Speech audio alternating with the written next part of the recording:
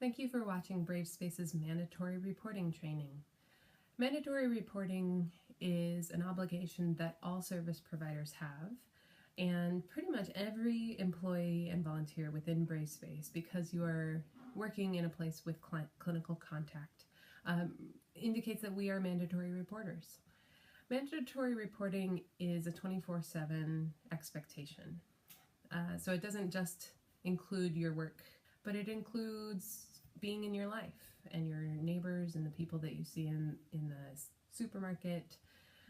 So it carries a pretty weighty expectation.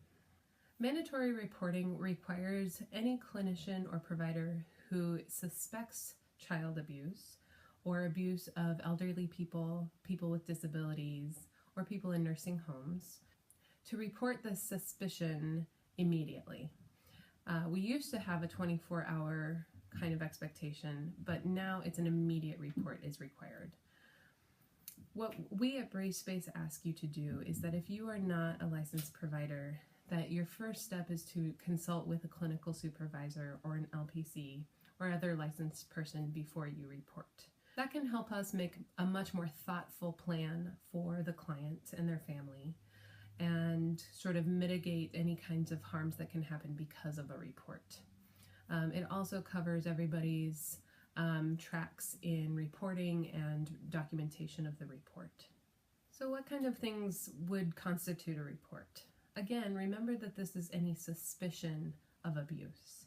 And abuse includes neglect, it includes physical abuse, sexual abuse, verbal abuse. So some of the things that can be suspicions are if you see bruises on somebody's body, if you are told by a client that somebody hasn't fed them for several days, if somebody has indicated to you that somebody sexually abused them at some point in their history, if somebody's telling you that they're scared to go home because they're worried about being beaten. If they've said that they've been beaten before, that increases your suspicion of abuse. There's nuance when we're listening to somebody talk about their abuse. Oftentimes we can ask clarifying questions about have they ever had this reported before. If they said that they have had it reported before, or even if it's been followed up on, the need for us to report is minimized, I think, because it means that DHS is already aware that this abuse happened. And generally, DHS will sort of just document that this has come up again, and they won't do much about it. If somebody's talking about having experienced abuse that they have not reported, it is our job to report. Again, this is a very nuanced conversation. Most providers also understand that there's a level of fear and there's a level of trauma that can happen because of a report. And it can compromise the trust that our client has in us.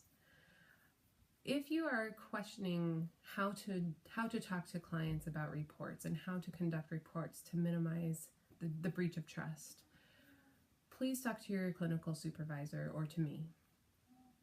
There's lots of ways to talk to clients that can empower a client to have choice and to have say about the report. You can sometimes make the report with your client. You can also call the DHS hotline and ask in a generalist way where you don't report the person's information, whether the information that you've received would constitute a report. Sometimes you can get a sense of whether the report would be founded or if they would have follow-up actions based on what you've heard.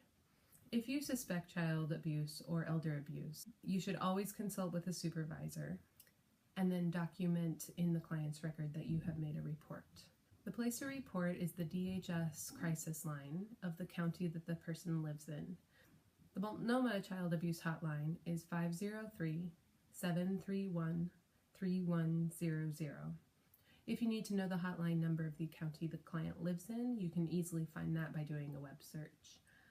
And as always, please consider bringing this information to a team consult where we can talk about the risks and benefits to your clients, the follow-up care, and how to support a family through a report. We strive to keep in connection with families after reports and to see if we can continue being sources of support for them.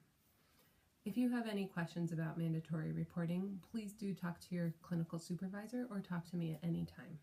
Thank you for watching the mandatory reporting training.